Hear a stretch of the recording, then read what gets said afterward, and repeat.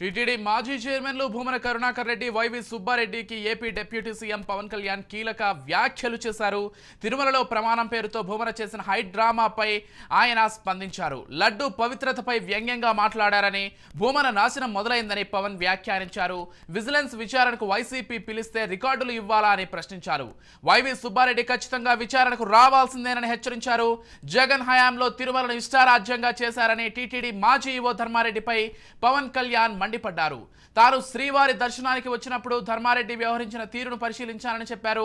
లడ్డూపై ఇంత వివాదం జరుగుతుంటే ధర్మారెడ్డి ఏమయ్యారని ప్రశ్నించారు. తిరుమలను వ్యాపార కేంద్రంగా చేశారని ఆగ్రహం వ్యక్తం చేశారు. ఆధ్యాత్మిక కేంద్రాన్ని పర్యాటక కేంద్రంగా చేశారని పవన్ ధ్వజమెత్తారు. ధర్మారెడ్డి కుమారుడు చనిపోతే 11 రోజులు గడవక ముందే తిరుమల ఆలయంలోకి వచ్చి అపచారం చేశారని గుర్తు చేశారు.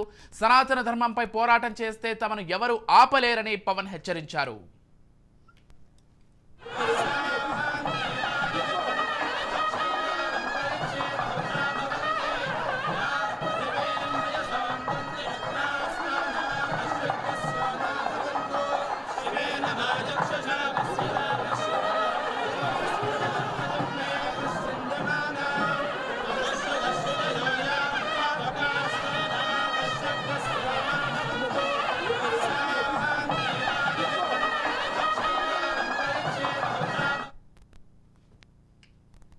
దేశ యావత్తు నన్ను విమర్శించే ప్రతి ఒక్కరికి తెలియజేస్తున్నా, గొడవ పెట్టుకోవాలంటే చాలా బలంగా గొడవ పెట్టుకోవాలి. కానీ నాది పేదవాళ్ళ కష్టాలు, క్రిమినలైజేషన్ ఆఫ్ పాలిటిక్స్, వీటి మీద మేము మాట్లాడతాం, వీటి మీద తప్పించాం. ప్రజలు బాగుండాలి, కాన్స్టిట్యూషన్ వాల్యూస్ ని అప్హోల్డ్ చేయాలి, రాజ్యాంగం బాగుండాలి, వీటి కోసం తపన పడేవాళ్ళు. కానీ సెక్యులరిజం పేరు మీద, secularism is not one way, it's two way.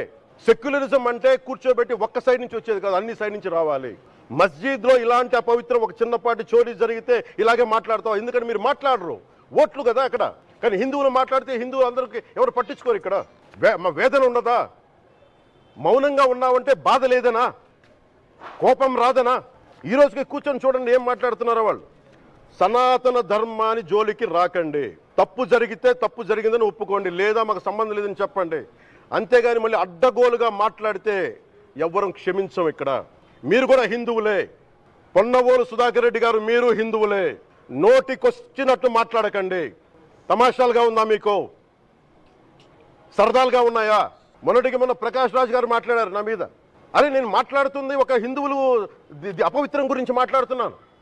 ఇందులో ప్రకాష్ రాజ్ గారికి సంబంధం ఏంటి? ఇందులో నేను ఇంకొక మతాన్ని నిందించానా? ఇస్లాంని నిందించానా? క్రిస్టియానిటీని నిందించానా?